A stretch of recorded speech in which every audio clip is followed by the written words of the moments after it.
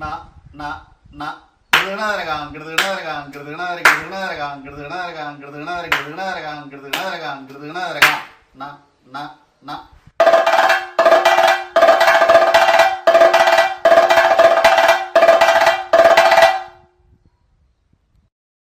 വൈത്താരിയിലേക്ക് വീണ്ടും സ്വാഗതം.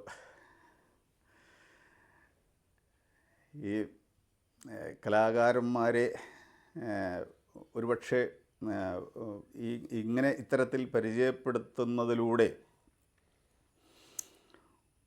ഒരുപക്ഷെ ഒരു കാലത്ത് നിരവധി അരങ്ങുകളിൽ പ്രവർത്തിച്ച ഓർമ്മകൾ ഒരുപക്ഷെ ഈ കലാകാരൻ മനസ്സിൽ സൂക്ഷിക്കുന്നുണ്ടാവും.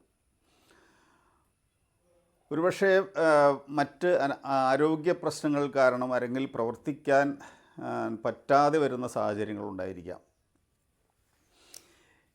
ഏതൊക്കെ തരത്തിലായാലും ജീവിതാന്ത്യം വരെ താൻ കലയിൽ ഏത് തരത്തിൽ സേവനം ചെയ്തിരുന്നുവോ അതിൻ്റെ ഓർമ്മകളുടെ ചെറിയ ചെറിയ സ്പർശങ്ങളെങ്കിലും ഇത്തരം അവതരണത്തിലൂടെ ഉണ്ടാവും എന്ന് ഒരു ഉറപ്പ് എനിക്കുണ്ട്. അതുകൊണ്ട് തന്നെ ഇന്നത്തെ നമ്മുടെ ഉത്തരം പറയുന്ന കലാകാരൻ കൊട്ടാരം സുബ്രഹ്മണ്യൻ നമ്പൂതിരി. അദ്ദേഹം RLV സുബ്രഹ്മണ്യൻ നമ്പൂതിരി എന്ന് പറയും. എങ്ങനെയായാലും കൊട്ടാരം സുബ്രഹ്മണ്യൻ നമ്പൂതിരി കേശവപ്പുതോളാശാൻ്റെ തൃപ്പൂണിത്തറ കേശവപ്പുതോളാശാൻ്റെ കലാമണ്ഡലം കേശവപ്പുതോളാശാൻ്റെ ശിഷ്യൻ കൂടിയായ കൊട്ടാരം സുബ്രഹ്മണ്യൻ നമ്പൂതിരി. അദ്ദേഹം കോട്ടയ്ക്കൽ കുട്ടന്മാരാശാൻ്റെ ശിഷ്യനും കൂടിയായിരുന്നു. എങ്ങനെയായാലും അതൊക്കെ അദ്ദേഹം പറയുന്നുണ്ട്.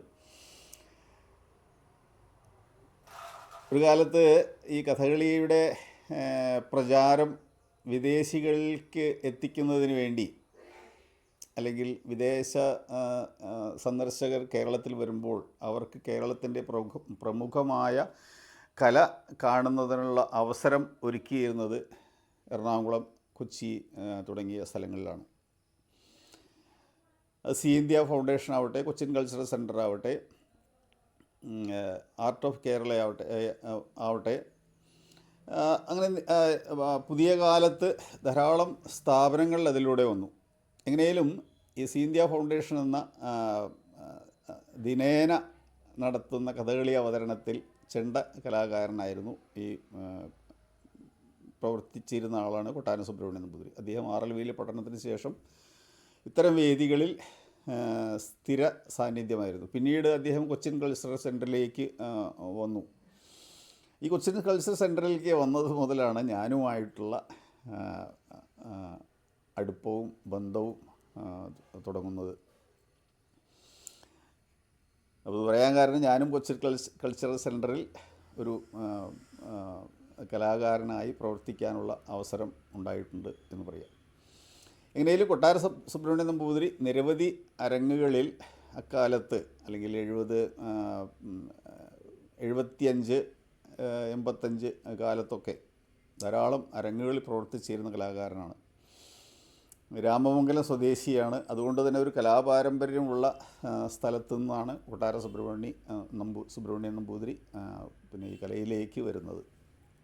അദ്ദേഹത്തിൻ്റെ വിവരങ്ങളാണ് ശരിക്കും നമ്മൾ ഇന്ന് അറിയുന്നത്. അദ്ദേഹത്തോട് ചോദ്യം ചോദിക്കുന്നത് തൃപ്പൂണിത്തറ ശശിതമ്പുരാൻ എന്നൊക്കെ ഞങ്ങൾ വളരെ ഇഷ്ടപ്പെട്ട് വിളിക്കുന്ന വ്യക്തിയാണ്. ശശിതമ്പുരാൻ എന്ന് പറഞ്ഞാൽ ഒരാൾക്കും അറിയാതെ വരില്ല. തൃപ്പൂണിത്തറ നമുക്ക് എല്ലാവർക്കും അറിയാം, ഒരു കഥകളി പാരമ്പര്യം, ഒരു കലാപാരമ്പര്യം, സംഗീതത്തിൻ്റെ പാരമ്പര്യം, ഉത്സവത്തിൻ്റെ മേളത്തിൻ്റെ പാരമ്പര്യമുള്ള ഒരു സ്ഥലമാണ്. ഓരോ വീടുകളിലും ഉള്ള ഒരുപക്ഷെ എല്ലാവരും എന്ന് പറയുന്നില്ല, ഒരു 45% അല്ലെങ്കിൽ 3/4%, ഞാൻ ഉദ്ദേശിച്ചത് 75% എന്നുള്ള 1/3 എന്നാണ്. അപ്പോൾ 75% പേർ ഈ കഥകളിയുമായി ബന്ധപ്പെട്ട പഠിക്കുകയോ അതിനെക്കുറിച്ച് ചിന്തിക്കുകയോ ആലോചിക്കുകയോ എഴുതുകയോ പ്രസംഗിക്കുകയോ ഒക്കെ ചെയ്യുന്നവരായിരിക്കും. കഥകളിയിലെ എല്ലാ വേഷങ്ങളും അദ്ദേഹം കൈകാര്യം ചെയ്യാറുണ്ട്. തൃപ്പൂണിത്തറ കഥകളി ക്ലബിൻ്റെ നടത്തിപ്പുകാരിൽ ചുമതലയുള്ള ഒരാളാണ്. ഉത്സവത്തിൻ്റെ കഥകളിയുമായി ബന്ധപ്പെട്ട സംഘാടക സമിതിയിൽ അദ്ദേഹം പ്രധാന നേതൃത്വം കുറേ കാലമായി വഹിച്ചിരുന്ന ആളാണ്. ഇപ്പോഴും അതുണ്ട് എന്നാണ് എൻ്റെ ഒരു വിശ്വാസം. എങ്ങനെയാലും നല്ല ഒരു സഹൃദയനാണ്, നല്ല ഒരു മനസ്സിൻ്റെ ഉടമയാണ്. കൊട്ടാരം സുബ്രഹ്മണ്യൻ നമ്പൂതിരി വ്യക്തിപരമായും അദ്ദേഹത്തിൻ്റെ പ്രകടനങ്ങളും അദ്ദേഹത്തെ പഠിപ്പിച്ച കേശവപുരാണാശാൻ്റെ സവിശേഷതകളും വളരെ കൃത്യമായി അറിയുന്ന വ്യക്തി കൂടിയാണ് ഈ ശശി തമ്പുരാൻ. ഇങ്ങനെ രണ്ടുപേരെ അവർ പരസ്പരം അറിയുന്ന രണ്ടുപേരെ ഇതിലേക്ക് ലഭിച്ചതിൽ വളരെ സന്തോഷമുണ്ട്. അവരിതിൽ പങ്കെടുത്തതിലും എനിക്ക് സന്തോഷമുണ്ട്. ഇവരുടെ വിവരങ്ങൾ അറിയാൻ, കേൾക്കാൻ ആഗ്രഹിക്കുന്ന എല്ലാവർക്കും ഇതിലേക്ക് സ്വാഗതം ചെയ്തുകൊണ്ട് നിർത്തുന്നു. നമസ്കാരം. നമസ്കാരം. ഈ രാമമംഗലം എന്ന ദേശത്ത് കട്ടായ ഗോവിന്ദമാരാര്, അങ്ങനെയുള്ള പ്രശസ്തരായ പലരും, തൃക്കാമ്പുറം കൃഷ്ണൻകുട്ടിമാരാര്, പ്രശസ്തരായ പലരും ഉള്ള ഒരു നാടാണ് രാമമംഗലം. അതിൻ്റെ ആ പ്രദേശത്ത് നിന്ന്, കൊട്ടാരത്തില്ലത്ത് നിന്ന് കഥകളി മേളം പഠിക്കാനായിട്ട് RLV സ്കൂളിൽ വന്നു ചേർന്ന് അതിൽ നിന്നും അദ്ദേഹത്തിന് പലതരം അനുഭവങ്ങളും സംഭവങ്ങളൊക്കെ ഉണ്ടായിട്ടുണ്ട്. അങ്ങനെയുള്ള RLV കൊട്ടാരം സുബ്രഹ്മണ്യൻ നമ്പൂതിരി എന്ന അദ്ദേഹത്തിനെയാണ് നമ്മളിന്ന് പരിചയപ്പെടാൻ പോകുന്നത്. അപ്പം അദ്ദേഹത്തിൻ്റെ ജീവിത കഥകളും അഭ്യാസ കാര്യങ്ങളും എല്ലാം നമുക്കൊന്ന് നേരിട്ട് മനസ്സിലാക്കാം. നമസ്കാരം. നമസ്കാരം സുബ്രഹ്മണ്യേട്ടാ. അപ്പോൾ നമുക്കിപ്പോൾ അറിയേണ്ടത് അങ്ങയുടെ കലാജീവിതത്തിലേക്കുള്ള പ്രവേശനം എങ്ങനെയാണ്? പാരമ്പര്യമായിട്ട് വല്ലതുമുണ്ടോ? പിന്നെ എങ്ങനെ അത് കലയിലേക്ക് വന്നു? അതിൻ്റെ മോഹം കൊണ്ടാണോ? എന്തൊക്കെയാണ് ഈ മേളകലയിലേക്കുള്ള പ്രവേശനം എങ്ങനെയാണ് എന്നൊന്നറിയാൻ വേണ്ടിയിട്ടാണ്. ഇവിടെയുള്ള മാരാന്മാരുടെ കൊട്ട് കണ്ടും കേട്ടിട്ട് ഇതിനൊരു ഭ്രമം തോന്നി. ഇത് പഠിക്കണം എന്നുള്ളൊരു മോഹം തോന്നി. അങ്ങനെയാണ് ഞാൻ ഈ കഥകളി കൊട്ടിലേക്ക് പഠിക്കാൻ പ്രവേശിച്ചത്. അങ്ങയുടെ ഈ മേളം കേട്ട് പരിചയം എങ്ങനെയാണ്? ഇല്ലത്ത് ആരെങ്കിലുമൊക്കെ പഠിച്ചിട്ടുണ്ടോ? പിന്നെ അച്ഛനും ഇവരൊക്കെ ഇതിനോട്, പിന്നെ അമ്പലമാകുമ്പോൾ അമ്പലത്തിൽ മേളവും ഉത്സവവും ഇതൊക്കെ കഥകളി അങ്ങനെ പലതുണ്ടല്ലോ. അപ്പോൾ കുട്ടിക്കാലത്ത് അങ്ങനെ പോയിട്ട് എങ്ങനെയാണ് ഈ മേളത്തിനുള്ള ഒരു ഭ്രമം വന്നത് എങ്ങനെയാണ് എന്നുള്ളതൊന്ന് അറിയാൻ വേണ്ടിയിട്ടാണ്. ഞാൻ ചെറുപ്പത്തിൽ കൂടുതൽ ഇവിടെ അല്ലായിരുന്നു, അമ്മാത്താണ് ചെറുമണൽ. അപ്പോൾ അവിടെ അമ്മാവന് ഈ കഥകളി ഭ്രമം ഇല്ലാത്ത ഉള്ള കൂട്ടത്തില്ല. അപ്പോൾ അമ്മാവൻ ഇങ്ങനെ കഥകളിക്ക് പോകുമ്പോൾ ഞാനും കൂടെ പോകും. അങ്ങനെ അവിടെ അടുത്തുള്ള ചുറ്റുപാടുള്ള കഥകളി. ചെറുമണ എന്ന് പറയുമ്പോൾ ഏത് സ്ഥലത്താണെന്നുള്ളത്? മിടായിക്കുന്നം, തലയോലപ്പറമ്പ്. മിടായിക്കുന്നമാണ് അവരുടെ ദേശം. അപ്പം അവിടെ ഇങ്ങനെ ഉത്സവക്കാലത്ത് കളിയുള്ള ദിവസമൊക്കെ അമ്മാവൻ മിക്കവാറും, അമ്മാവനും പിന്നെ അവിടെ അമ്മാവൻ്റെ ചില കൂട്ടുകാരും എല്ലാവരും കൂടി പിന്നെ ഇത് പണിയെടുത്ത് പോകാറുണ്ട് കളി കാണാനായിട്ട്. അപ്പം ആ കൂടെ ഞാനും പോവും. ഇപ്പോൾ പഠിച്ചതൊക്കെ അവിടെയാണോ? സ്കൂൾ പഠിത്തമൊക്കെ? അതെ, സ്കൂൾ പഠിത്തമൊക്കെ അവിടെയാണ്. ഇവിടെ 4ാം ക്ലാസ് വരെ പഠിച്ചു ഈ LP ഇവിടെ രാമമംഗലം. അത് കഴിഞ്ഞ് പിന്നെ അമ്മാവൻ അങ്ങോട്ട് കൊണ്ടുപോയത്. അമ്മയില്ല, അച്ഛനും ഇല്ല. അപ്പോൾ അവിടെ അമ്മാത് താമസിച്ച് അവിടെ പഠിച്ച് അങ്ങനെയായിരുന്നു. അവിടെ പഠിക്കണതിൻ്റെ താമസിക്കുന്നതിൻ്റെ ഇടയ്ക്ക് കഥകളിക്ക് പോവും, കഥകളി കാണും. പക്ഷെ അതൊന്നും കണ്ട ഒന്നും മനസ്സിലാവില്ല, ഇന്നും മനസ്സിലാവില്ല.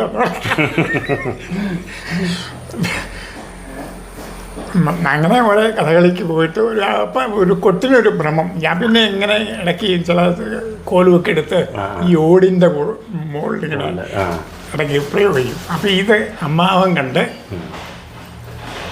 ഭ്രമം ഉണ്ടെന്ന് അമ്മാവന് മനസ്സിലായി. അമ്മാവനാണ് കലാമണ്ഡലത്തിലേക്ക് ആദ്യം ആപ്ലിക്കേഷൻ അയച്ചത്. ആദ്യം കലാമണ്ഡലത്തിലേക്കാണ്. അത് ഏത് കൊല്ലമായിരിക്കും ഏകദേശം? അല്ല, അറിയുന്നുണ്ടെങ്കിൽ മതി, കൃത്യമായിട്ട് വേണമെന്നില്ല. ഒരു 50കളിലാണോ? 50കളിലല്ല, 60 60 കഴിഞ്ഞിട്ടാണ്. 60 കഴിഞ്ഞിട്ടാണ്. അങ്ങനെ 60 ആപ്ലിക്കേഷൻ അയച്ചു, അത് കിട്ടി. അങ്ങനെ ഇൻ്റർവ്യൂ മറ്റേ ഇത് വന്നു, ഇൻ്റർവ്യൂ കാർഡ് വന്നു. ഇൻ്റർവ്യൂവിന് പോയി അറ്റൻഡ് ചെയ്തു. അവിടെ ആരൊക്കെയായിരുന്നു അപ്പോൾ ഇൻ്റർവ്യൂവിന് ജഡ്ജസ് ആരായിരുന്നു എന്നുള്ളത് ഓർമ്മയുണ്ടോ? കൃഷ്ണൻകുട്ടി പൊതുവാൾ, പിന്നെ വേഷക്കാർ രാമകുട്ടിയാനാശാൻ ഉണ്ടെന്ന് തോന്നുന്നു. കൃഷ്ണൻകുട്ടി പൊതുവാശാൻ, രാമകുട്ടിയാനാശാൻ, ഓഫീസിലെ 1-2 പേരുണ്ട്. അന്ന് ഉളപ്പമണിയൊക്കെയാണോ? അത്ര പിടിയില്ല, അറിയില്ലല്ലേ. അന്ന് അങ്ങനെ ഞങ്ങൾ ഇൻ്റർവ്യൂ കഴിഞ്ഞു. ഇൻ്റർവ്യൂവിന് ഞാൻ ഈ പറയുന്ന പോലെ ഇവിടെ ഈ ശിവേലിക്ക് 2ാമത്തെ പ്രദർശനം ഉരുട്ടിയേണ്ടയാണ്. എല്ലായിടത്തും. അതെ. അപ്പോൾ അതിങ്ങനെ കേട്ട് അത് നല്ലൊരു ഇങ്ങനെ മനസ്സിൽ കിടക്കുന്നുണ്ട്. അതാണ് അന്ന് ഞാൻ അവളെ ഇൻ്റർവ്യൂവിന് വിട്ടത്. അതിന് ഇൻ്റർവ്യൂ കുട്ടി കുഴപ്പമില്ല എന്നൊക്കെ പറഞ്ഞ് അവസാനം ഞാനും സെലക്ഷൻ വന്നു. സെലക്ട് ചെയ്തെന്നും പറഞ്ഞ് വന്നു. അങ്ങനെ ആണ് കലാമണ്ഡലത്തിൽ പോകാൻ ഒരു ചാൻസ് കിട്ടിയത്. അങ്ങനെ അവിടെ പഠനം തുടങ്ങി. അവിടെ ആദ്യം ആരുടെ ക്ലാസ് ആയിരുന്നു? ആദ്യം അവിടെ കൃഷ്ണൻകുട്ടി പൊതുവാശാനും അച്ഛൻ്റെ പൊതുവാശാൻ, ഇവർ 2 പേരേ ഉള്ളൂ. അങ്ങനെ തായമ്പയുടെയും ഓരോ എണ്ണങ്ങളൊക്കെ ഇങ്ങനെ പഠിപ്പിച്ചു തുടങ്ങി. അങ്ങനെ അതിനും അധികം കാലം പോകാൻ പറ്റിയില്ല. എനിക്ക് ഈ മേല് മുഴുവൻ ഒരു ചൊറിയും കൊണ്ട് പിടിച്ചിട്ട് കൊട്ടാനും വയ്യ, കൈ അനക്കാനും വയ്യ, അങ്ങനെ ഒരു ഇതിലായിരുന്നു. അപ്പോൾ കൃഷ്ണൻകുട്ടി പൊതുവാശാൻ പറഞ്ഞു, പോയി കൊട്ടാരം പോയിട്ട് കുളിയായും ചെയ്യും, കുറേ കഷായമൊക്കെ കുടിച്ചിട്ട് കുറച്ച് ദിവസം കഴിഞ്ഞിട്ട് വന്നാൽ മതി, എന്നാലേ ശരിയാവുള്ളൂ. ഇപ്പോൾ ഇങ്ങനെ വേദന എടുത്തോണ്ട് ചെന്ന് കോലൊന്നും പിടിക്കാൻ ബുദ്ധിമുട്ടാണ്. അങ്ങനെ കൃഷ്ണൻകുട്ടി പൊതുവാശാൻ പറഞ്ഞതനുസരിച്ച് ഞാൻ അവിടെ നിന്ന് ലീവ് എടുത്ത് അമ്മയോടെല്ലാം വന്ന് അമ്മാത്തേക്കാണ് പോകും. അമ്മാത്ത് വന്ന് കുറേ കാലം കഷായം കുടിച്ചു. അത് ഈ പറഞ്ഞ പോലെ വിചാരിച്ച സമയത്തേക്കുള്ളൊക്കെ കൂടുതൽ ലീവ് എടുക്കേണ്ടി വന്നു. കുറേ കഴിഞ്ഞപ്പോൾ കലാമണ്ഡലത്തിൽ അന്വേഷിച്ചപ്പോൾ അവിടുന്ന് ഡീറ്റെയിൽ ചെയ്തു. ശരി, ഇത്രയും ദിവസം ലീവ്. പിന്നെ ഇപ്പോൾ ആലോചിച്ചിട്ട് കാര്യമില്ല. അങ്ങനെ ഇരുന്ന് വേറെ ഒരു ഇതില്ലാണ്ട് ഇങ്ങനെ ഇരുന്നു. അങ്ങനെ പിന്നെ ഈ ശാന്തി പണി കുറേ ഒക്കെ അന്നും പഠിച്ചിട്ടുണ്ട്. പൂജ അവിടെ ഇവിടെയൊക്കെ പോയി. അത് കഴിഞ്ഞ് ഈ ചൊറി ഇതൊക്കെ മാറി 2 സുഖമായി. വീണ്ടും ഈ മോഹം വച്ചുകൊണ്ട് ഞാൻ കോട്ടയ്ക്കൽ പോയി, കുട്ടമേള സെൻറ്റർ.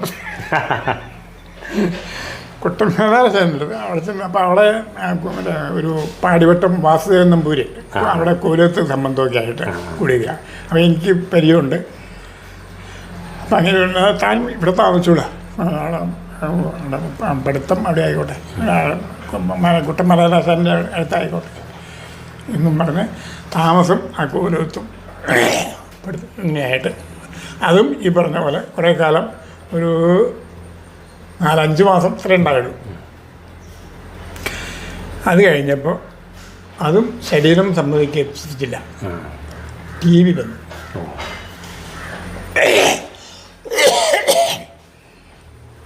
അപ്പോൾ പിന്നെ ഇനിയിപ്പോൾ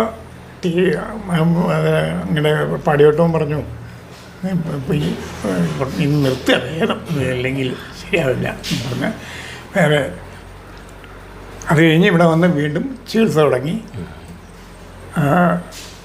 അത് പിന്നെ അലോപ്പതിയായി. മറ്റേത് മറ്റേ ആയുർവേദമായിരുന്നു. അലോപ്പതി ചികിത്സ തുടങ്ങി. അത് ഏതാണ്ട് ഒരു 1 വർഷത്തിൻ്റെ അടുത്ത് ചികിത്സയുണ്ടായി. അതോടുകൂടി അത് മാറി എന്നാണ് ഡോക്ടർ പറഞ്ഞത്. അത് മാറി. അത് കഴിഞ്ഞ് പിന്നെ ഇങ്ങനെ വെറുതെ കുറേ കാലം ഇങ്ങനെ ഇരുന്നു. അത് കഴിഞ്ഞപ്പോഴാണ് RLB-യിൽ ഇങ്ങനൊരു ചാൻസ് ഉണ്ട്, അടുത്താണല്ലോ എന്നും പറഞ്ഞ് RLB-യിൽ ഇങ്ങനെ ആപ്ലിക്കേഷൻ ആയിരുന്നു. അതും കിട്ടി, അവിടെ കിട്ടി. തുടങ്ങി കഷ്ടിച്ച് മുഴുവനാക്കി, കോഴ്സ് മുഴുവനാക്കി. അപ്പം അങ്ങനെ RLB ചെന്നു. RLB ചെന്ന് കഴിഞ്ഞിട്ടുള്ള അവിടുത്തെ അന്തരീക്ഷവും അവിടെ ആരൊക്കെ ഉണ്ടായിരുന്നു കൂടെ? ആശാന്മാരാരൊക്കെയായിരുന്നു? ആശാന്മാർ ചെണ്ടയ്ക്ക് കശപ്പുളകൻ. അപ്പം ആദ്യം കേശവ മാഷ ആദ്യം കുറച്ച് കാലം ഇല്ല, ഉണ്ടായില്ല? അന്നൊന്നും ഞാനില്ല. അത് ശരി. അത് കഴിഞ്ഞിട്ട് ഇങ്ങനെയുണ്ടായിരുന്നല്ലോ മറ്റേ ദിവാരൻ. ദിവാരനാശാൻ ഉണ്ടായിരുന്നു. പഴയൂരുള്ള സദനം ദിവാരൻ അങ്ങേരുണ്ടായിരുന്നു. അങ്ങേരെ ഉള്ളപ്പോഴൊന്നുമില്ല. ഇല്ല. ഇത് കേശവനാശാൻ അങ്ങേര് ഈ ഇതായിട്ട് ഈ സ്ഥിരമായിട്ടല്ലായിരുന്നു അങ്ങേരെ ആദ്യം എടുത്തത്,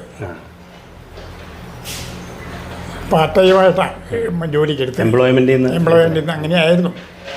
ഏതായാലും അദ്ദേഹം പാർട്ട് ടൈം അല്ലെങ്കിലും ഉച്ചയ്ക്ക് വന്ന് പഠിപ്പിക്കലും അത് കഴിഞ്ഞ് പിന്നെ അങ്ങനെ. അപ്പോൾ അവിടെ ചേർന്ന് പഠിക്കില്ല തന്നെ RLB ചേർന്ന് പഠിക്കില്ല.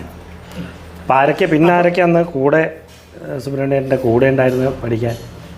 കൂടെ ഉണ്ടായിരുന്ന സോമൻ്റെ ഇത് എന്താ നമ്മുടെ RLB അപ്പു പിള്ളയുടെ അനിയന് ഒരാളുണ്ടായിരുന്നു. എന്താ അയാളുടെ പേര് ഞാനിപ്പോൾ ഓർഗനെടുത്തോ. വെമ്പായ അപ്പു പിള്ളയുടെ അനിയനല്ലേ,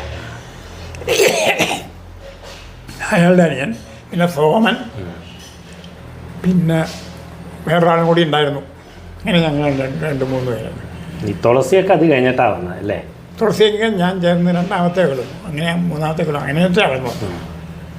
പിന്നെ രാധാകൃഷ്ണൻ്റെ ഒരു മരുമകൻ ഉണ്ടായിരുന്നല്ലോ, കലാമണ്ഡലം രാധാകൃഷ്ണൻ്റെ ഒരു വെന്നിമലയിലുള്ള രാധാകൃഷ്ണൻ്റെ മരുമകൻ ഒരാൾ അവിടെ പഠിക്കുന്നുണ്ടായില്ലോ. അതൊക്കെ ജൂനിയറാണ്. ഇതൊക്കെ കഴിഞ്ഞിട്ട് വന്നേക്കണം. ഒന്നും എനിക്കറിയില്ല. അങ്ങനെ അവിടെ പഠിച്ച് കോഴ്സ് പൂർത്തിയാക്കിയിട്ട് സർട്ടിഫിക്കറ്റ് മേടിച്ചു. ഇപ്പോൾ ഈ RLB-യിൽ ചെന്ന് ചേരുമ്പോൾ സുബ്രഹ്മണ്യൻ്റെ എങ്ങനെയാണ്? അത് മേളത്തിൻ്റെ ആദ്യത്തെ ബാച്ചാണോ? മേളത്തിൻ്റെ ആദ്യത്തെ ബാച്ച്.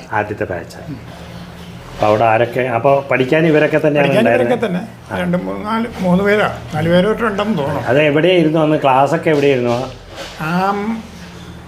ഇപ്പോഴത്തെ RLB ഉണ്ടല്ലോ, ഇപ്പോഴത്തെ വലിയ കെട്ടിടം ഉണ്ടല്ലോ, അവിടെ തന്നെ ഒരു ഇടിഞ്ഞു പൊളിഞ്ഞ് ഭാർഗവി നിലയം പോലെ ഒരു കെട്ടിടം ഉണ്ടായിരുന്നു. ആ കെട്ടിടത്തിലാണ് ഇങ്ങനെ തുടങ്ങി വെച്ചത്. അത് കഴിഞ്ഞ് പിന്നെ ആ സ്കൂളിൻ്റെ ചില ഭാഗങ്ങളൊക്കെ അവസാനം അവിടെ 1-2 ഭാഗങ്ങൾ കിട്ടി. ഈ ചെണ്ട പഠിപ്പിക്കാനും മദ്ദളം പഠിപ്പിക്കാനും അങ്ങനെയുള്ളതിനൊക്കെ കിട്ടി. 2-3 മുറി കിട്ടി. പിന്നെ അവിടുന്ന് ആ സ്കൂളിൻ്റെ മുകളിലേക്ക് കയറി അവിടെയായിരുന്നു പിന്നെ ശരിക്കും ക്ലാസ്. അതെങ്ങനെയാണ് ഈ ക്ലാസ്? ഈ കലാമണ്ഡലത്തിലൊക്കെ ഉള്ള പോലെ വെളുപ്പാങ്കാലത്ത് വെളുപ്പാങ്കാലത്ത് സാധനമുണ്ട്. അതിപ്പോൾ ഭാഷാൻ ഇപ്പോൾ ഈ പറഞ്ഞ പോലെ പാർട്ട് ടൈം ആണല്ലോ. അപ്പോൾ അത്ര എന്നാലും മിക്കവാറും വരും. അല്ല, ഈ സ്കൂൾ ടൈമിലാണോ ഇത് ക്ലാസ്?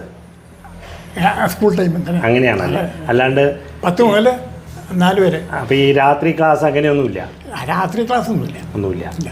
ഈ വെളുപ്പാങ്കാലത്ത് സാധനം ഉണ്ടെന്ന് മാത്രം. വെളുപ്പാങ്കാലത്ത് സാധനം ഉണ്ടെന്ന് മാത്രം. ബാക്കിയൊക്കെ സ്കൂളിൻ്റെ സ്കൂൾ ക്ലാസ് നടത്തുന്ന പോലെ അല്ലേ? അന്ന് പിന്നെ വേറെ മദ്ദളത്തിനൊക്കെ ആളുണ്ടായിരുന്നില്ലേ? മദ്ദളം ഉത്സാഹം അല്ലേ? അദ്ദേഹം അത് സദാശിവ മാഷ് അല്ലേ? അപ്പം അവിടെ എങ്ങനെ ഈ ചൊല്ലിയാട്ടം ഇതിനൊക്കെ കൂടിയിരുന്നില്ലേ? ചൊല്ലിയാട്ടത്തിന് കൂടിയിരുന്നു.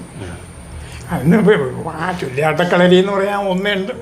കൃഷ്ണനാരാശാൻ ഒരു കളരി മാത്രമേ ഉള്ളൂ. അങ്ങനെ ഇടയ്ക്ക് എനിക്ക് കൊട്ടാൻ പറ്റിയതാണെങ്കിൽ ഞാൻ കൊട്ടും.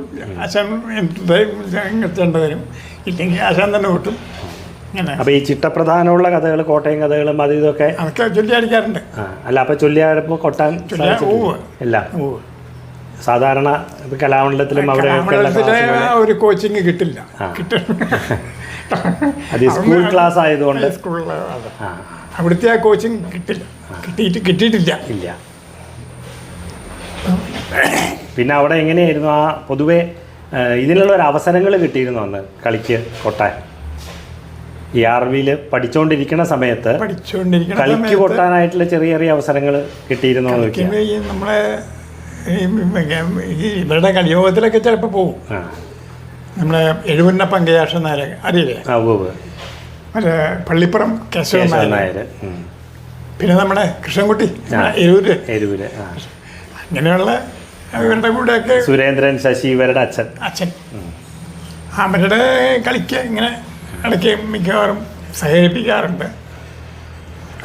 അതുപോലെ ഒന്ന് കേട്ടിട്ടുണ്ട്, RLVയിൽ പണ്ട് പഠിക്കുന്ന കുട്ടികൾക്ക് വേണ്ടിയിട്ട് എല്ലാ മാസവും കളി നടത്തിയിരുന്നു എന്ന്, ഒരു ചെറിയ ക്ലബ്ബ് പോലെ നടത്തിയിട്ട്. എനിക്ക് അത്ര ഒരു അറിവില്ല, കാരണം എൻ്റെ അച്ഛനൊക്കെ അത് കൂടിയിട്ടാണ് നടത്തിയിരുന്നത്. ഒരു 5 രൂപ ഫീസ് വെച്ചിട്ട് ഒരു ക്ലബ്ബ് പോലെ നടത്തിയിട്ട്, സാധാരണ അത് കൃഷ്ണനാരാശൻ്റെ ഉത്സാഹത്തിലാണ് അത് തുടങ്ങിയതെന്ന് കേട്ടിട്ടുണ്ട്. ചൊല്ലിയാടിക്കുന്ന കഥകൾ ഒരു മാസത്തിൽ ഒരു ദിവസം ഒരു കളി നടത്തും.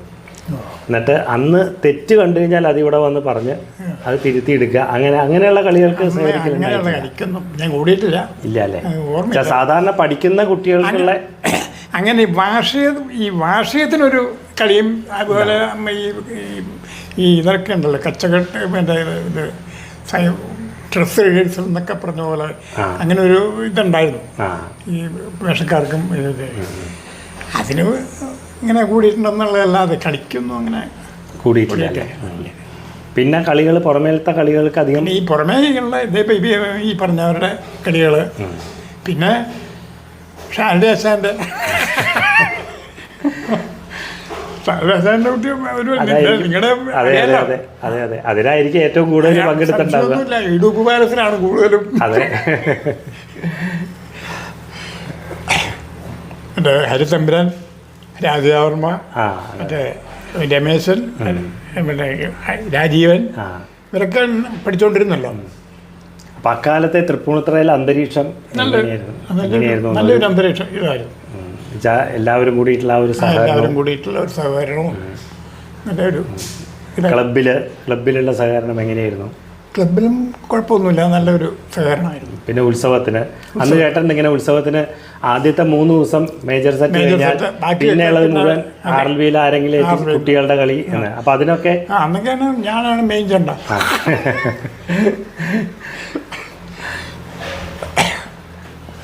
അങ്ങനെ കളികൾക്ക് ധാരാളം അവസരങ്ങൾ കിട്ടുന്നുണ്ട്.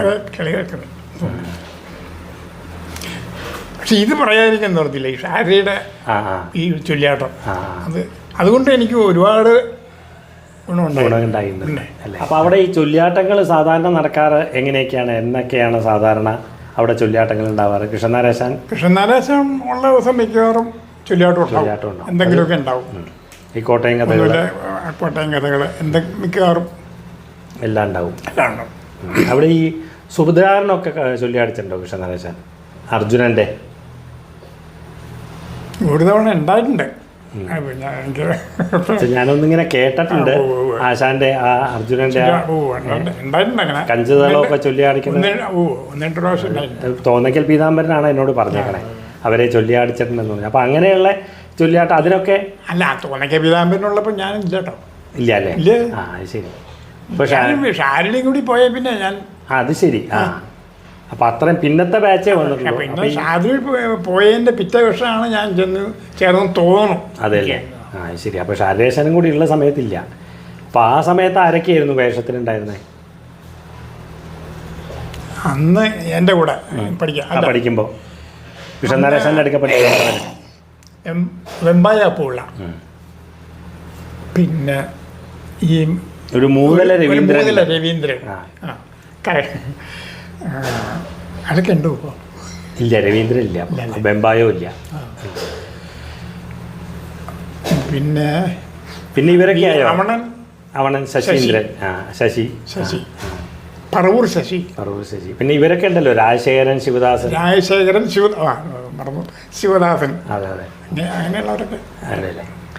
ഈ ശിവദാസന്റെ ഒക്കെ കളികൾ കുറച്ചുണ്ടായിരുന്നല്ലോ, അതിനൊക്കെ കൂടിയിട്ടുണ്ടോ? ശിവദാസന്റെ കളിക്ക് അയാൾ ബാലെ തുടങ്ങി, കഥകളി ഇത് തുടങ്ങി, എല്ലാത്തിലും ഞാൻ ഉണ്ടായിരുന്നു. അപ്പം അങ്ങനെ കളികൾക്ക് ധാരാളം ആ കാലത്ത് കിട്ടിയിരുന്നു. അപ്പോൾ പിന്നെ അത് കഴിഞ്ഞിട്ട് RLVന്ന് കിട്ടി പോന്നു കഴിഞ്ഞിട്ട് പിന്നെ എങ്ങനെയാണ് പിന്നത്തെ കലാജീവിതം എങ്ങനെയാണ് ഉണ്ടായത് സുബ്രഹ്മണ്യേട്ടൻ്റെ? പിന്നെ അങ്ങനെയല്ല, കാരണം യാർലവി പഠിക്കുമ്പോൾ തന്നെ സദാശിവ മാഷായിരുന്നു സി ഇന്ത്യ ഫൗണ്ടേഷൻ എന്നും പറഞ്ഞ ഒരു സ്ഥാപനം ഉണ്ടല്ലോ എറണാകുളത്ത്. അതിലത്തെ ചെണ്ടക്കാരൻ സദാശിവ മാഷായിരുന്നു. അപ്പോൾ അതും കൂടി ഒന്ന് എടുത്ത് പറയേണ്ടി വരും അല്ലേ? സദാശിവ മാഷ് ശരിക്കും ചെണ്ടക്കാരനാണ്. ശരിക്കും ചെണ്ടക്കാരനാണ്. അത് മദ്ദള ആയി എന്ന് മാത്രം. അപ്പം അങ്ങനെ ചില ഇതിനൊക്കെ എന്നെ പറഞ്ഞു വിടും എറണാകുളത്തേക്ക്. അങ്ങനെ പറഞ്ഞു വിട്ട് കൊടുക്കും. സ്ഥിരം ഞാനായി. ഇന്ത്യ ഫൗണ്ടേഷൻ എന്ന് പറയുന്ന സ്ഥാപനം എന്താണ് ശരിക്കും പറഞ്ഞാൽ? അവിടെ എന്താണ്? അവിടെ കഥകളി എന്താണെന്ന് അതിൻ്റെ ഒരു എന്താണെന്ന്. അല്ല, ഈ ക്ലബ്ബ് പോലെയാണോ? കഥകളി ക്ലബ്ബ് പോലെയാണോ?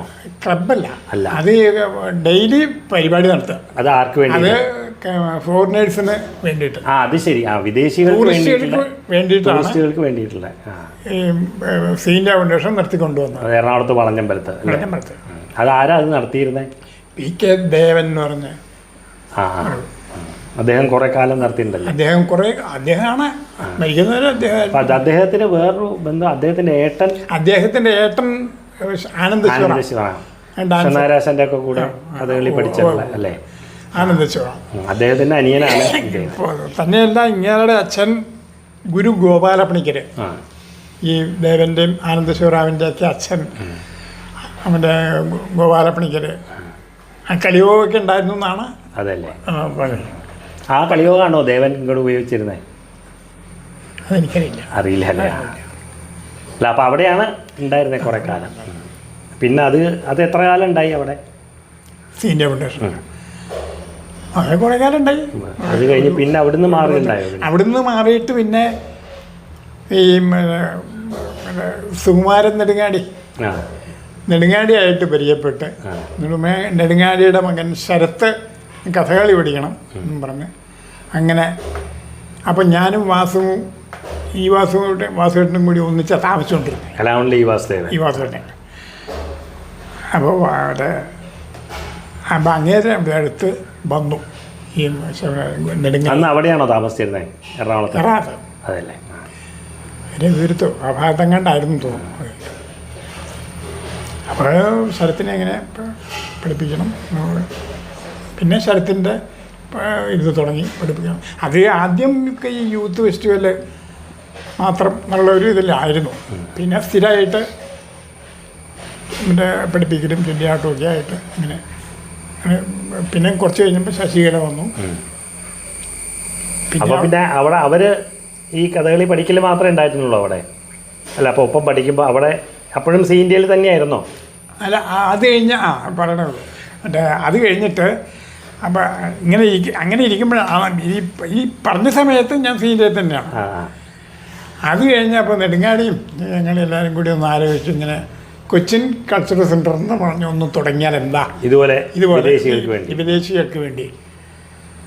അപ്പോൾ ഈ രണ്ടെണ്ണമൊക്കെ എറണാകുളത്ത് ചിലവാകുമോ നോക്കാം എന്നും പറഞ്ഞ് നെടുങ്ങാടിയാണ് ഇതിൻ്റെ മുൻകൈയായിട്ട് ഇറങ്ങി പ്രവർത്തിച്ച്. അന്നും MK നായരൊക്കെ ഉണ്ടായിരുന്നു ഇങ്ങരുടെ കൂടെ. അവരൊക്കെ കൂടിയായാലും അങ്ങനെ കൊച്ചിൻ കൾച്ചർ സെൻ്റർ ഉദ്ഘാടനം ചെയ്തു. പിന്നെ അതിലായി അവിടുത്തെ. പിന്നെ അവിടെ അത് കുറേ കാലം ഉണ്ടായി. അത് കുറേ കാലം ഉണ്ടായി. അത് എങ്ങനെയായിരുന്നു അവിടുത്തെ ഒരു ചുറ്റുപാടും പരിപാടികളും പ്രോഗ്രാമും ഒക്കെ എങ്ങനെയായിരുന്നു? പുറമെ പരിപാടികൾ ഏറ്റെടുത്ത് നടത്താറുണ്ട്. ഇപ്പോഴാണ് ഇവർക്കും ഒരു ഇതാണല്ലോ, ഒരു ഈ ശശികലയ്ക്കൊക്കെ വേഷം കെട്ടാനുള്ള അവരൊക്കെ സ്ഥിരം വേഷം അങ്ങനെ. അപ്പം അതിന് വേണ്ടിയിട്ട് കുറേ പരിപാടികളൊക്കെ പിടിക്കാറുണ്ട് അവിടെ ഇവിടെയൊക്കെ. അതിന് പങ്കെടുക്കും. അപ്പോൾ അവിടെ ഒരു ജീവിക്കാനുള്ള ചുറ്റുപാട് ഉണ്ടാകും. പൈസയും മാസശമ്പളമായിട്ട് ചെറിയൊരു എമൗണ്ട് മാസശമ്പളമായിട്ട്. പിന്നെ ഇപ്പോൾ അത്യാവശ്യം പരിപാടിയുടെ എന്തെങ്കിലുമൊക്കെ അതിന് വേറെ. ഇത് ഇവിടെ പ്രോഗ്രാം നടത്തണതിനുള്ള പരിപാടി. പിന്നെ അത് കഴിഞ്ഞിട്ട് പിന്നെ എങ്ങനെയാണ് പിന്നത്തെ കൊച്ചിൻ സെൻറ്ററിൽ അവിടുന്ന് പിന്നെന്താ പോരാൻ? കൊച്ചിൻ കൾച്ചറൽ സെൻറ്റർ ഇല്ലാണ്ടായല്ലോ കുറച്ച് കഴിഞ്ഞപ്പോൾ. കാരണം മറൈൻ ഡ്രൈവിലായിരുന്നു. മറൈൻ ഡ്രൈവിൽ നിന്ന് സാധനം അവിടുത്തെ ആ ടെമ്പററി കടകളും അത് ഇതൊക്കെ പൊളിച്ച് മാറ്റണമെന്നും പറഞ്ഞ് ഓർഡർ വന്നു.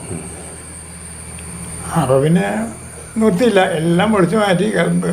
ഇവിടെ വന്നപ്പോൾ കഥകളിയുടെ കിരീടമൊക്കെ എടുത്ത് വലിച്ചെറിയായിരുന്നു. എന്ത് ചെയ്യണേ? അങ്ങനെ ആ ഷെഡൊക്കെ പൊളിച്ച് കളഞ്ഞ് അങ്ങനെ കുറേ കാലം കൊച്ചിൻ കൾച്ചർ ഉണ്ടായിരുന്നില്ല. അങ്ങനെയാണ് അവിടുന്ന് അങ്ങനെയാണ് പിന്നെ അവിടെ നിന്ന് പോകുന്നത്. പിന്നെ ഒരു 5-6 മാസം കഴിഞ്ഞപ്പോഴാണ് തോന്നുന്നുണ്ട് പിന്നെ ആദ്യം തുടങ്ങി. എന്നെ അറിയിച്ചില്ല, എന്നോട് പറഞ്ഞുമില്ല. അന്ന് ഇങ്ങനെ കേശവപിള്ളാശാനും അവരിലേക്കാണ് ഇടയ്ക്കിടയ്ക്ക് ഇങ്ങനെ വിളിക്കും.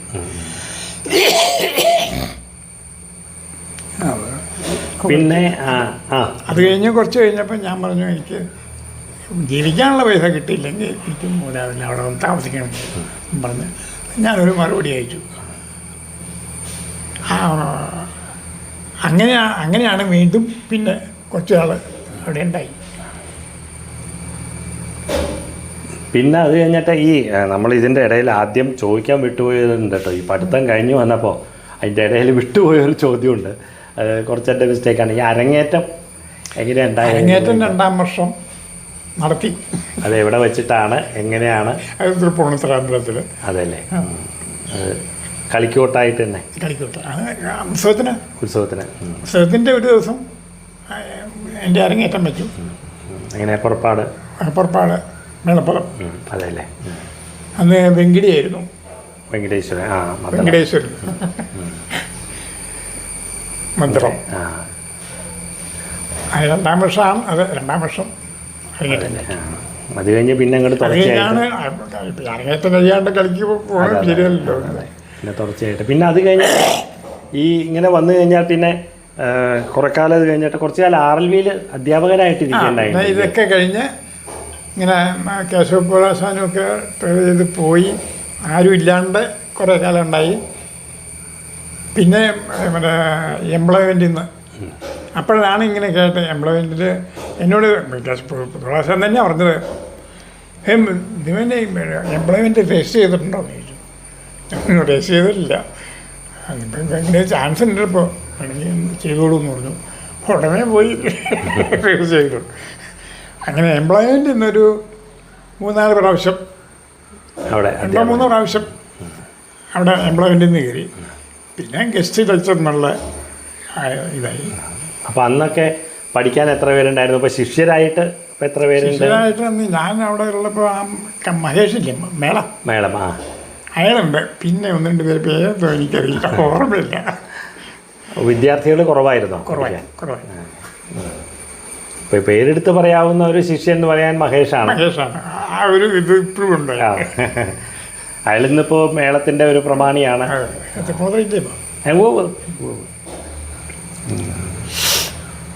പിന്നെന്തൊക്കെയാ, പിന്നെ എങ്ങനെയൊക്കെയാണ് ബാക്കി അംഗീകാരങ്ങളായിട്ട് വല്ലതൊക്കെ? എല്ലാം ഒന്നും അല്ലേ? നമുക്ക് അറിയാവുന്നത്, ഞാൻ അറിയാവുന്ന ഒരു അംഗീകാരം എന്ന് പറയാൻ രാജീവൻ്റെ പേരിലുള്ള നമ്മുടെ തൃപ്പൂണിത്തുറ കഥകളി ക്ലബിൻ്റെ എറണാകുളം കഥകളി ക്ലബിൻ്റെ, പിന്നെ എന്താ രാജൻ മാഷ്ടെ പുരസ്കാരം, പിന്നെ ക്ഷേത്രകല വിദ്യാപീഠത്തിൽ. ഈ കേശവപിള്ളാശാൻ്റെ അടുക്കാണല്ലോ പഠിച്ചതൊക്കെ അല്ല? ആദ്യം മുതലും വേറെ ആശാനൊന്നുമില്ല, ഒറ്റ ആശാനല്ലേ ഉള്ളൂ? അതിനു മുമ്പുള്ള ആശാന്മാരൊക്കെ നേരത്തെ ഞാൻ പറഞ്ഞു. അല്ല, സ്ഥിരമായിട്ട് ഈ ഒരു തൊഴിലേക്ക് വരാൻ സാധിച്ചത് കേശവപിള്ളാശാൻ. അപ്പം അദ്ദേഹത്തിൻ്റെ അഭ്യാസം എങ്ങനെയാണ്? നല്ലൊരു അധ്യാപകൻ തന്നെയാണ്. ഈ ചെണ്ട പഠിപ്പിക്കാൻ വളരെ എനിക്ക് വളരെ ഇഷ്ടപ്പെട്ട ഒരു ആശാനാണ്. അല്ല, അഭ്യാസ രീതിക്ക് എന്തെങ്കിലും ഒരു പ്രത്യേകതകളുണ്ടോ എന്ന് ചോദിക്കാം അദ്ദേഹത്തിൻ്റെ? രീതി മറ്റുള്ളവരുടെ രീതി അല്ലാണ്ട് എനിക്ക് വലിയ വ്യത്യാസമായിട്ടൊന്നും തോന്നണില്ല. അല്ല, ഈ ചില ഈ മുട്ടിയേറെ അടി അങ്ങനെയുള്ളതുണ്ടല്ലോ, അതാ ഞാൻ ചോദിച്ചേക്കണേ. ശിക്ഷ വളരെ കുറവാണ്. അതുകൊണ്ട് പറഞ്ഞു കഴിഞ്ഞാൽ അങ്ങനെ നിവൃത്തിയില്ലെങ്കിൽ വിളിച്ചുള്ളൂ.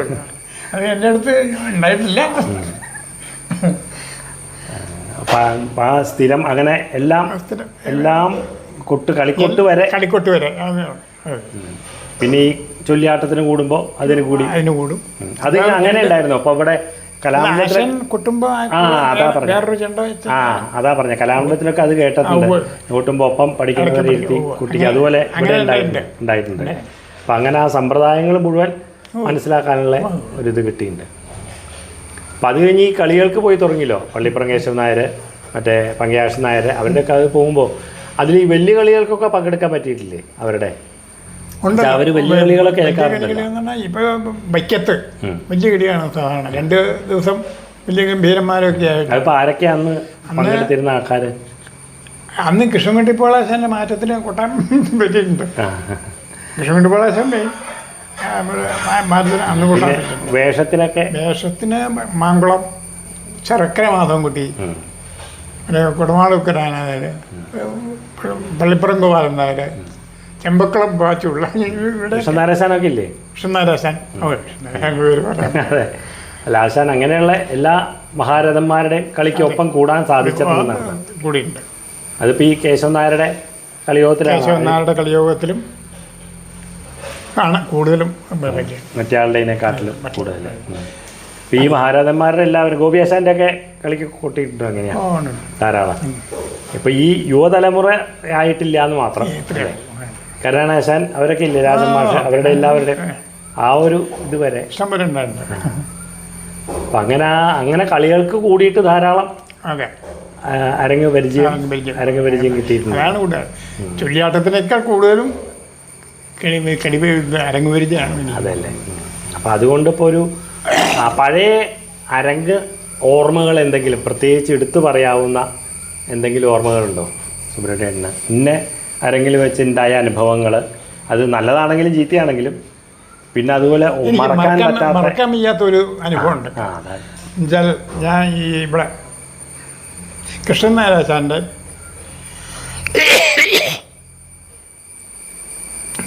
ഒരു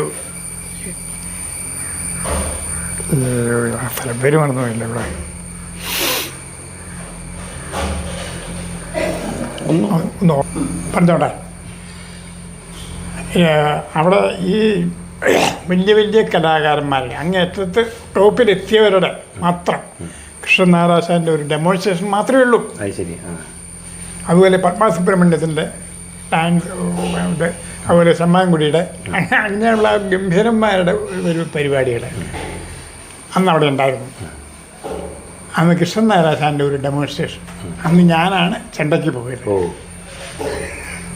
അത് ആരാ ഇപ്പോൾ ഇതിൻ്റെ അളകൻ എന്ന് ചോദിച്ചാൽ എനിക്കറിയില്ല.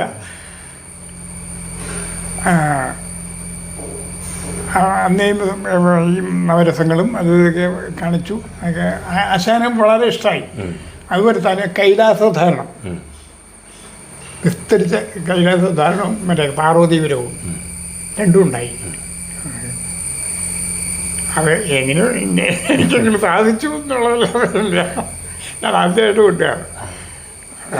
അതെനിക്ക് ആശാനും വളരെ അവസാനം പറയുകയും ചെയ്തു, നന്നായി, ഇഷ്ടപ്പെട്ടു. അങ്ങനെ ഒരിക്കലും മറക്കാൻ പറ്റാത്ത സുവർണ അവസരം, മനസ്സിൽ നിന്നും ഒരിക്കലും മാറ്റാൻ പറ്റാത്ത ഒരു ഇതല്ലേ. ഇതിപ്പോൾ എവിടെ വെച്ചാൽ ഈ പരിപാടി ഉണ്ടായത്? മണിപ്പാല് മെഡിക്കൽ കോളേജിൽ അവിടെ വെച്ചിട്ടാണ്. അപ്പം ഇങ്ങനെ മഹാരഥന്മാരുടെ ഒരു പരിപാടിക്ക് പങ്കെടുക്കാൻ സാധിച്ചു. അതും കൃഷ്ണനാരാശാന്റെ കൂടെ അദ്ദേഹം നന്നായി എന്ന് പറയുകയും ചെയ്തു. കളികൾക്ക് പങ്കെടുത്തു കഴിഞ്ഞ കൂട്ടത്തിൽ വിദേശയാത്രകൾ ഏതെങ്കിലും തരായുണ്ടോ? വിദേശയാത്ര ഇറ്റലിയിൽ പോയിട്ടുണ്ട്. അതാരുടെ? അത് കലാമണ്ഡലം വിജയൻ എന്ന് പറഞ്ഞ് ഫോർട്ട് കൊച്ചിയിലുള്ളൊരു അയാളാണ് ഇതിൻ്റെ സംഘടിപ്പിച്ചത്. അയാളുടെ കൂടെയാണ് പോയത്. അന്ന് ആരൊക്കെയായിരുന്നു അതിപ്പോൾ ഓർമ്മയില്ല. അല്ല, കഥകളി ആയിട്ട് അങ്ങനെ ഒരു യാത്ര ഉണ്ടായി. പിന്നെ ഈ ബഹ്റിൻ, ഈ നമ്മുടെ ശരത്തിൻ്റെ ആണോ അങ്ങനെ ഒരു ശശീലയുടെ അങ്ങനെ എന്തോ ഒരു അതിനും ആ ഒറ്റ പരിപാടിക്ക് പോയിട്ട് തിരിച്ചു പോകും. അതേ നടത്തിയിട്ടുള്ളൂ ഫോറിൻ പരിപാടി. ഫോറിൻ പരിപാടികൾ ഇതേ ഉള്ളൂ എന്ന്. പിന്നെ അല്ലാതെ വേറെ ഈ കേരളത്തിന് പുറത്തുള്ള പരിപാടികൾ മറ്റേ അല്ല ഈ അടയാറിലൊക്കെ പോയിട്ടുണ്ട് പോലെ അവിടെയൊക്കെ കളിക്കായിട്ട് തന്നെ. അടയാർ കലാക്ഷേത്രം. പിന്നെ ഈ ദേവൻ്റെ ഇടയ്ക്കൊരു കളിയുണ്ട് ഈ ബാംഗ്ലൂര്, ഏതാണ്ട് ഈ തിങ്കൾ തൊഴിൽ പോലെ മാസം തോറും എന്താ ബാംഗ്ലൂര് അശോക ഹോട്ടലില്. അതല്ലേ, അത് വേറെ പുറമേ നിന്ന് ആൾക്കാരൊക്കെ വിളിച്ച് അങ്ങനെ കളിക്ക് പോകാറുണ്ട്. ചന്ദ്രമേന ഗോവിന്ദൻ അങ്ങനെയുള്ളവര്. ഇതിലിപ്പോ നമ്മുടെ മനസ്സിൽ തങ്ങി നിൽക്കുന്ന വേറെ വല്ല നല്ല കളികളും പിന്നെ ഇപ്പൊ ഒന്നും ഓർക്കണില്ല ഇല്ല. അങ്ങനെ മനസ്സിലെന്നും ഇപ്പോൾ അതേപോലെ തന്നെ ഇപ്പോൾ മേളം ആണല്ലോ വിഷയം. അതിൽ മനസ്സിൽ വെച്ച് ആരാധിക്കുന്ന മേള കലാകാരൻ എന്ന് പറയാം ആശാന്മാരിൽ അത് കലാമണ്ഡലം കേശവ പൊതുവാളും കലാമണ്ഡലം കേശവനും. നമ്മുടെ മനസ്സിന് എൻ്റെ മനസ്സിന് ഇഷ്ടപ്പെട്ട ഒരു ഇത്. കേശവനെ കുറിച്ച് എല്ലാവർക്കും അറിയാമല്ലോ. അല്ല അതല്ല ഞാൻ അങ്ങയുടെ മനസ്സിലുള്ള കേശവന്റെ കളി മാറ്റക്കാരൻ ഒരുപാട് കളിക്ക് പോയിട്ടുണ്ട്. അപ്പോൾ ആ ഒരു വഴികൾ അറിയാലോ. അപ്പം അതാ ചോദിച്ചാൽ അങ്ങനെ. അതുപോലെ ആ ആരാധന തോന്നിയ കലാകാരന്മാർ ഇതാണെന്ന് അർത്ഥം. അതുപോലെ വേഷത്തിൻ്റെ കാര്യത്തിലാണെങ്കിൽ വേഷം, പാട്ട്, കളിയിലെല്ലാം പങ്കെടുക്കുമല്ലോ. അത് അപ്പം അതിൽ മനസ്സിൽ തോന്നിയ കലാകാരന്മാർ എന്നുവെച്ചാൽ ഇവരുടെ കളിക്ക് കൂടി ഞാനിങ്ങനെ സഹകരിച്ചെങ്കിൽ എന്ന് തോന്നിയിട്ടുള്ള അങ്ങനെ വല്ലതും ഉണ്ടോ എന്ന്. ഇപ്പോൾ ആ ആശാന്മാരുടെ വേഷത്തിന് അതെനിക്കൊരു കൊട്ടാൻ അവസരം കിട്ടിയിരുന്നെങ്കിൽ എന്ന് അങ്ങനെ തോന്നിയ വല്ല സന്ദർഭങ്ങളുണ്ടോ എന്ന് ചോദിക്കുക. പക്ഷെ അങ്ങനെയൊക്കെയുള്ള സന്ദർഭങ്ങൾ.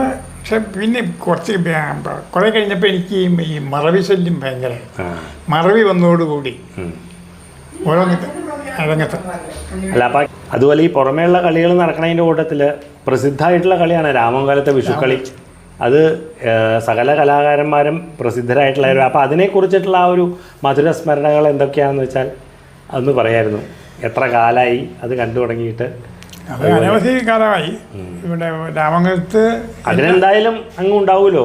അപ്പോൾ അതിൽ എല്ലാ കലാകാരന്മാരും മിക്ക വർഷവും വലിയ വലിയ കലാകാരന്മാർ അത് പങ്കെടുപ്പിച്ച് പേരങ്ങെടുത്ത് വരികയാണെങ്കിൽ, പേരെടുത്ത് പറഞ്ഞു വരികയാണെങ്കിൽ കലാമണ്ഡലം കൃഷ്ണൻ നായർ, കുടമാളൂർ കരുണാകരൻ നായർ, കലാമണ്ഡലം കരുണാകരൻ, കോട്ടയ്ക്ക് ശിവരാമൻ, കലാമണ്ഡലം രാമകുട്ടിയാർ, ഇങ്ങനെയാണ് ഗോപിയാശാൻ. പിന്നെ പാട്ടിനാണെങ്കിൽ ഉണ്ണികൃഷ്ണക്കുറുപ്പ് പ്രധാന. അതാണ് ഉണ്ണികൃഷ്ണക്കുറുപ്പ് വളരെ പ്രധാനമാണ്. ഉണ്ണികൃഷ്ണക്കുറുപ്പ് ഇല്ലാത്ത കളി അല്ല. അന്ന് അത് കാണാനായിട്ട് ഞങ്ങളൊക്കെ അവിടുന്ന് ഓടി വരും. കുറുപ്പാശാനും ഇവരൊക്കെ ഉണ്ടെന്ന് അറിഞ്ഞ കളി കാണാനായിട്ട് വരും. അതുപോലെ മേളത്തിന് ആരായിരുന്നു അപ്പം അന്നൊക്കെ പ്രമാണം? കളിക്ക് കൃഷ്ണകുട്ടി പോളാശാൻ. അതെ അല്ലേ, അങ്ങനെയുള്ള. പിന്നെ മന്നാടി ആശാൻ, കേശവപിള്ളാശാൻ ഉണ്ടായിരുന്നു. അപ്പം ഇവരുടെയൊക്കെ മാറ്റത്തിന് കൂട്ടിയിട്ടുണ്ട്. അതൊക്കെ കൂട്ടിയിട്ടുണ്ട്. അപ്പം അങ്ങനെ കുറേ ഇവിടുത്തെ നല്ല ഓർമ്മകൾ ഉണ്ടായിട്ടുണ്ട്. അതുപോലെയുള്ള പിന്നെ ഓർമ്മകൾ ഏതെങ്കിലും കളിയുടെ ഇന്ന ദിക്കിലെ കളികളൊക്കെ പങ്കെടുത്തിട്ടുള്ള ഒരു ഓർമ്മകൾ വല്ലതും? അങ്ങനെ ഒരു ഓർമ്മ വരില്ല. പിന്നെ ഈ പറഞ്ഞ പോലെ മേളത്തിൻ്റെ പറഞ്ഞല്ലോ ആരാധനയും അതുമൊക്കെ പറഞ്ഞില്ല. അതുപോലെ അന്നത്തെ മേള സമ്പ്രദായം എന്ന് പറഞ്ഞാൽ ഒരു വേറൊരു രീതിയാണല്ലോ. കൃഷ്ണപിള്ളാശാൻ്റെയും കേശവപിള്ളാശാൻ്റെ ആണെങ്കിലും ഇവരുടെയൊക്കെ ആണെങ്കിലും മന്നാടി ആശാൻ്റെയും ഇവരൊക്കെ അതിനൊക്കെ ഒരു എല്ലാം ഒന്നാണെങ്കിലും അതിനുണ്ടായിരുന്നു ചില പ്രത്യേകതകൾ. ഇപ്പോൾ കൃഷ്ണപിള്ളാശാൻ്റെ എന്ന് പറഞ്ഞാൽ കളിക്ക് കൂട്ട മേളത്തിനും ഇതും, മന്നാടി ആശാൻ്റെ വെച്ചാൽ മേളത്തിൻ്റെ അതിനായിരുന്നു പ്രാധാന്യം. കേശവപിള്ളാശാനാച്ചാൽ ഈ പറഞ്ഞ പോലെ തന്നെയാണ് എല്ലാത്തിനും കൂടുന്നത്. അപ്പോൾ ഇത് ആ ഒരു സമ്പ്രദായം കേട്ടും ഒപ്പം കൊട്ടിയും ആണല്ലോ.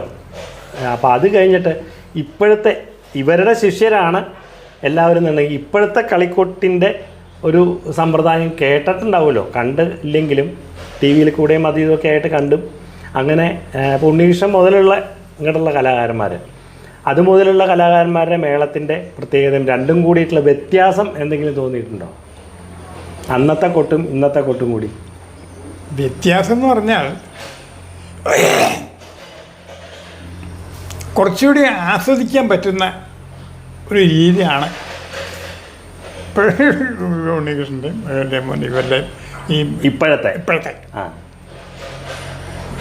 അത് മറ്റൊരു കൃഷ്ണദാസ് അങ്ങനെയുള്ള അത് എന്തുകൊണ്ടാണ് എന്നുള്ളതാണ്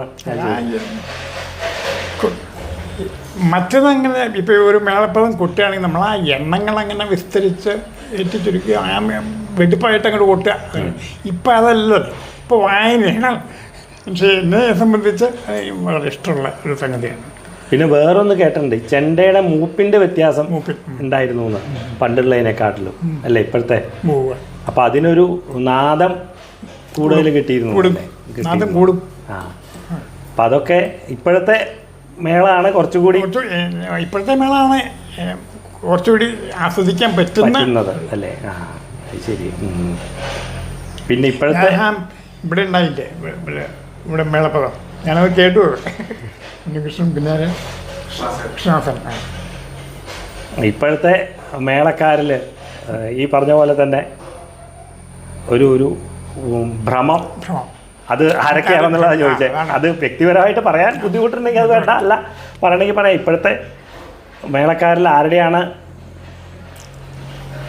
ഉണ്ണികൃഷ്ണൻ, കലാമണ്ഡലം ഉണ്ണികൃഷ്ണൻ. അവരിപ്പം തായമ്പിയാണ്. കളിക്കൊട്ടി ഞാൻ അധികം മട്ടന്നൂരിനെ കേട്ടിട്ടില്ല. തായമ്പിയാണ് ഇവരത് മട്ടന്നൂരിൻ്റെ. നല്ല ഇത് ഈ പറഞ്ഞ പോലെയൊക്കെയുള്ള ഇതാണ്. കൃഷ്ണദാസ് അങ്ങനെ ഇപ്പോൾ മറ്റേ വളർന്നു വരുന്ന തലമുറ 5 ചെണ്ടക്കാരിൽ നല്ല നല്ല ചെണ്ടക്കാരൻ ആണ്. ഒന്ന് പറഞ്ഞാൽ ഉണ്ണികൃഷ്ണൻ്റെ പരമ്പര എന്ന് പറയാം.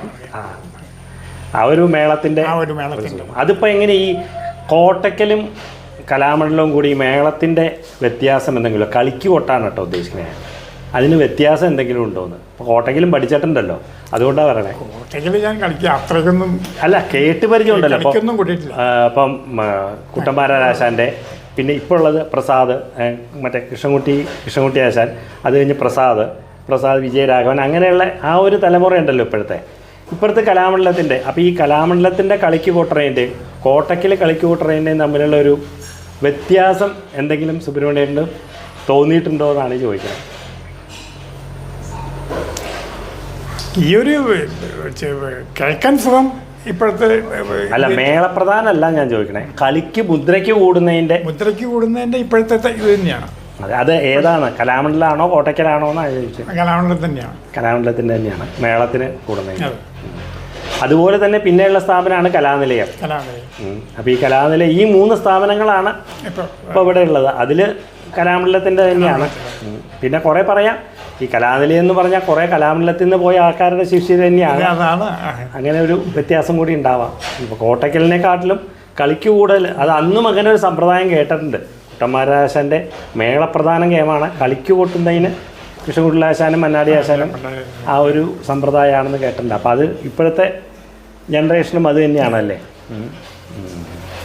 അത് പലരും പറയില്ലേ, കുട്ടന്മാരാശാൻ്റെ മേളപ്പദം കേട്ടാൽ മതി, പിന്നെ ഒന്നും കേൾക്കണം.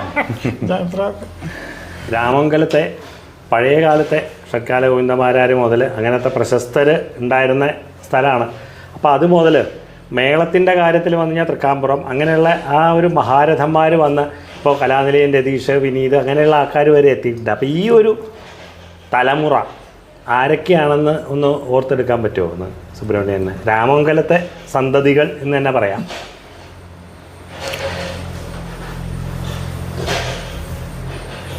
എൻ്റെ ഓർമ്മയിൽ ഈ മേളം ഇവിടെ നയിച്ചുകൊണ്ടിരുന്ന നമ്മുടെ വടക്കേടത്തെ അപ്പുമാരാണ്. പിന്നെ അപ്പുമാരാണ് ഇവിടെ അത് കഴിഞ്ഞിട്ടും കൂടുതലും കാര്യമായിട്ട് ചെയ്തേക്കുന്നത്. പിന്നെ അപ്പുമാരാറ് കഴിഞ്ഞ് കഴിഞ്ഞാൽ പിന്നെ കൃഷ്ണൻകുട്ടിമാരാർ മേള ഇതാണ് ചണ്ട. ഇവിടെ മേളത്തിൽ ഞാൻ കണ്ടിട്ടുണ്ട്.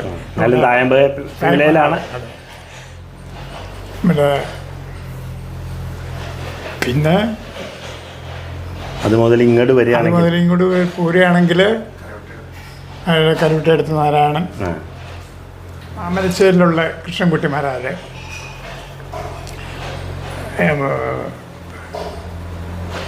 പിന്നെ ഉരവന വേണു, ഉരവന രാജൻ, പിന്നെ കൃഷ്ണൻകുട്ടിമാരാരുടെ മകനുണ്ടല്ലോ, കൃഷ്ണൻകുട്ടിമാരാരുടെ മകൻ ജയൻ. ജയൻ. ജയൻ്റെ ഒന്നും ഞാൻ മേളം കേട്ടിട്ടില്ല കേട്ടോ. ഞാൻ ഇങ്ങനെ ആ ഒരു പാരമ്പര്യം നിലനിർത്തി. രതീഷ് ഇവരൊക്കെ ഉണ്ടല്ലോ. അതെ, രതീഷ്. പിന്നെ മദ്ദളത്തിലാണെങ്കിൽ നമ്മുടെ സേതു ഇവിടെ സ്ഥിരം ആൾക്കാർ പഞ്ചായത്ത് മുദ്രം കൊട്ട ആളായിരുന്നു. പിന്നെ അത് കഴിഞ്ഞിട്ട് പിന്നെ ഹരി, വാരനാട്ട് ഹരി, അനിയനുണ്ടല്ലോ ശ്രീകുമാർ, വിനീതുണ്ട്. അങ്ങനെ ഇപ്പോഴും ആ പാരമ്പര്യം നിലനിർത്തി പോരുന്നുണ്ട് ഭംഗിയായിട്ട് രാമങ്കലത്തെ ആ പാരമ്പര്യം. അപ്പം അതിലഭിമാനിക്കാം സുബ്രഹ്മണ്യേട്ടനും. ആ സുബ്രഹ്മണ്യേട്ടൻ തുടങ്ങി വെച്ച ആ കാലം മുതൽ ഇപ്പോൾ നോക്കുമ്പോൾ ഇപ്പോഴും ആ രാമങ്കലത്ത് ആ മേള പാരമ്പര്യം നിലനിൽക്കുന്നെന്ന് അല്ലേ. പിന്നെ ഇനിയിപ്പോൾ പൊതുവേ ഇതിനെക്കുറിച്ചും മേളത്തിനെക്കുറിച്ചും മേള കലാകാരന്മാരെക്കുറിച്ചും എന്താണ് സുബ്രഹ്മണ്യേട്ടന് കൂടുതലും ഇങ്ങോട്ട് പറയാനുള്ളത്? ഉപദേശം എന്തെങ്കിലും ഉണ്ടോ ഇപ്പോഴത്തെ കലാകാരന്മാർക്ക്?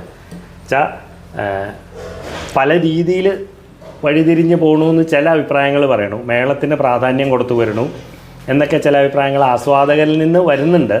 അപ്പോൾ അങ്ങനെയുള്ളതും അന്നത്തെ കളിക്ക് കൊട്ടുമ്പോഴത്തെ ഒരു ഒതുക്കുണ്ടായിരുന്നു, ഇപ്പം ഇത്തിരി കൂടുതലാണ്, അങ്ങനെ പലതും പറയുന്നുണ്ട്. അപ്പോൾ ഇതെല്ലാം കൂടിയിട്ട് ഇപ്പോഴത്തെ കലാകാരന്മാർക്ക് എന്തെങ്കിലും പഴയത് വച്ചിട്ട് എന്തെങ്കിലും സുബ്രഹ്മണ്യേട്ടൻ എന്തെങ്കിലും ഉപദേശമല്ല ഒരു അഭിപ്രായം കൊടുക്കാനുണ്ടോ എന്ന് ചോദിക്കുക. നന്മയാണെന്ന് പറഞ്ഞു എല്ലാവരും, മേളത്തിൻ്റെ എല്ലാം ഇഷ്ടമാണ്, അതനുസരിച്ച്. പക്ഷേ ഇപ്പോഴത്തെ ചെറുപ്പക്കാർ ചെയ്യുന്ന പ്രവൃത്തികൾ വളരെ, എന്നെ സംബന്ധിച്ച് അപാകതയൊന്നുമില്ല, ഭംഗിയായിട്ട് തന്നെ. എന്നെ സംബന്ധിച്ച് നമ്മളെക്കാൾ കേവാന്ന് പറയാം, അല്ലെ നമ്മളെക്കാൾ കേവാന്ന് പറയാം. അതെന്നും തുറന്നുകൊണ്ട് പോകട്ടെ അല്ലേ, എന്നും അതെ തുറന്നു പോട്ടെ എന്നുള്ളൊരു. അങ്ങനെ ഈ രാമങ്കലത്തിൻ്റെ പാരമ്പര്യവും ഇതുപോലെ എന്നും. പിന്നെ പ്രത്യേകിച്ച് എന്തെങ്കിലും സുബ്രഹ്മണ്യേട്ടന് പറയാനായിട്ട് ഈ മേള വിഷയത്തിനെ സംബന്ധിച്ച് തായമ്പ് പഠിക്കലുണ്ടായിട്ടില്ല? തായമ്പ് ഞാൻ ചോദിക്കാൻ വിട്ടു. തായമ്പ് അതിൻ്റെ എണ്ണങ്ങൾ മാത്രമേ കാര്യമായിട്ട് ഞാൻ പിടിച്ചിട്ടുള്ളൂ. മറ്റേ പ്രതികാരം, ചെമ്പക്കൂർ, അടന്നക്കൂർ പഠിച്ചിട്ടില്ല, പഞ്ചായക്കൂർ പഠിച്ചിട്ടില്ല. ഞാൻ കേട്ടു ഇങ്ങനെ ഉണ്ടല്ലോ. അരങ്ങത്തുണ്ടായിട്ടില്ല. ഈ ഒരു പണ്ടൊക്കെ ഒരു അരമണിക്കൂർ തായമ്പ് ഉണ്ടായിരുന്നു അരങ്ങേറ്റം, അങ്ങനെയുള്ളതായിട്ടൊന്നും ഉണ്ടായിട്ടില്ല അല്ലേ. അപ്പോൾ സുബ്രഹ്മണ്യൻ്റെ ഇത്ര കാലത്തെ കലാജീവിതം കൊണ്ട് ഒന്ന് തിരിഞ്ഞു നോക്കുമ്പോൾ വളരെയധികം നല്ല നല്ല കലാകാരന്മാരുടെ കൂടെ കൊട്ടാനും അവരുടെ എല്ലാം ശിഷ്യത്വം സ്വീകരിക്കാനും അവരുടെ സ്നേഹപാത്രമാവാനും ഷണ്ണാരാശാനെ പോലെയുള്ളവരുടെ നല്ല അഭിപ്രായങ്ങൾ കിട്ടാനും ഇതെല്ലാം കൂടിയിട്ടൊരു ഒരു ആത്മസംതൃപ്തി എന്ന് പറയുന്നുണ്ടല്ലോ. അപ്പോൾ അങ്ങനെ തിരിഞ്ഞു നോക്കുമ്പോൾ എന്താണ് സുബ്രഹ്മണ്യേട്ടൻ ഈ കലാജീവിതം കൊണ്ട് കുടുംബപരമായിട്ടുള്ള നേട്ടങ്ങളും കലാജീവിതം കൊണ്ടുള്ള നേട്ടങ്ങളും എല്ലാം ഒന്ന് തിരിഞ്ഞു നോക്കുമ്പോൾ എന്താണ്? എന്നെ സംബന്ധിച്ച് പറയുകയാണെങ്കിൽ കൂടുതലും ഈ ആത്മസംതൃപ്തി വന്നത് ഇപ്പോൾ മറ്റുള്ള വലിയ വലിയ കലാകാരന്മാരായിട്ടുള്ള അവരുടെ കൂടെ പങ്കെടുക്കലും ആ ഒരു സംതൃപ്തി എന്നെ ഇന്നും കലാജീവിതത്തിലേക്ക് മുന്നോട്ട് നയിച്ചുകൊണ്ടിരിക്കുകയാണ്. ഇപ്പോൾ പരിപാടിക്കൊന്നും പോകുന്നില്ല മാനസികമായിട്ട്.